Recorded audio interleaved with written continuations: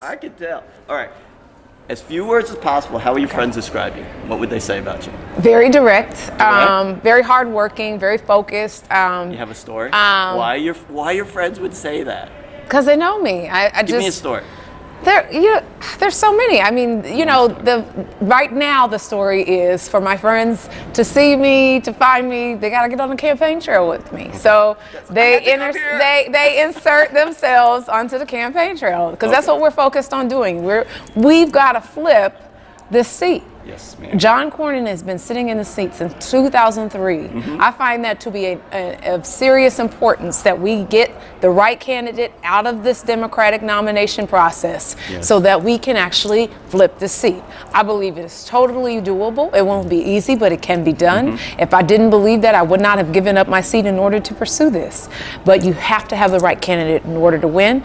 So my friends, they're loving, they're wonderful people, but they know and they need to get to me. Come on in the campaign trail. I drove up here for that. How about your parents? Yes, so what would they say? One word. Same thing, focused. I'm focused. So you don't even make time for your parents. You got to come out to the campaign trail and talk to your daughter. Everybody knows what's going on. So, I of course make time for my mom. My father's deceased. Okay. My mother has been ill. So what's the word though? What's the word they describe you?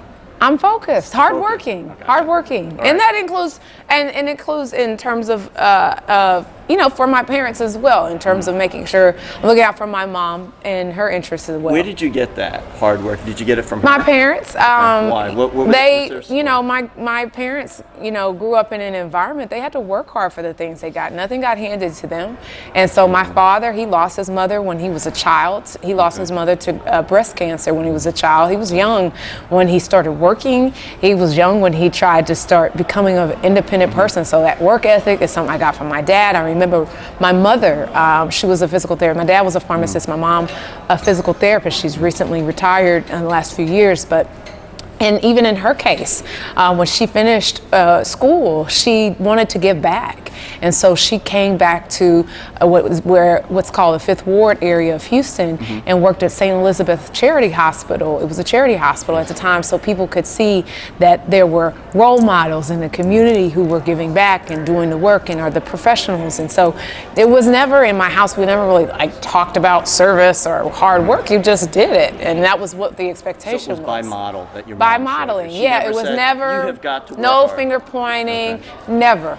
And even the notion that there would be finger pointing of hard work is of course, what are you talking about? No, my parents, that was just the expectation that you work hard, and that also that you are somebody who's contributing in some value, adding value in your community in some way. They never said you got to be a fill in the blank or an elected official or anything like never that. put that pressure on you? No, I actually never felt. The only thing I felt pressure about when I was growing up, I was an athlete, so I played basketball and volleyball. Okay. Yeah, and so my dad played basketball. And I left off the Houston Rockets. You let that slide. So my dad played basketball. So my dad and Was making he your sure coach he was not my coach. Thank God, because my dad was. I'm a perfectionist. My dad was a perfectionist. I got that from him, and I could have done extremely well in a game. And my dad is like, you got to practice those left-handed layups. My dad was gonna always try to make me get better and push me to practice more. And so that was the only time I felt any pushing. I would say that in piano lessons. I heard it from my mom on the piano lessons side, heard it from my dad on the left-handed layup side, and free throws. Okay, I'll be honest. I needed to work on my free throws. Not quite as bad as Shaq, but Oh, boom. He's watching.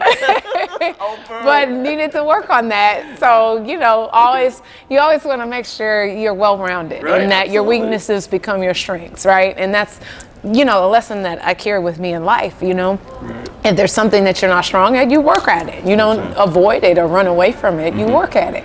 You push on it, and you learn and you What do you train. think you might be weak at?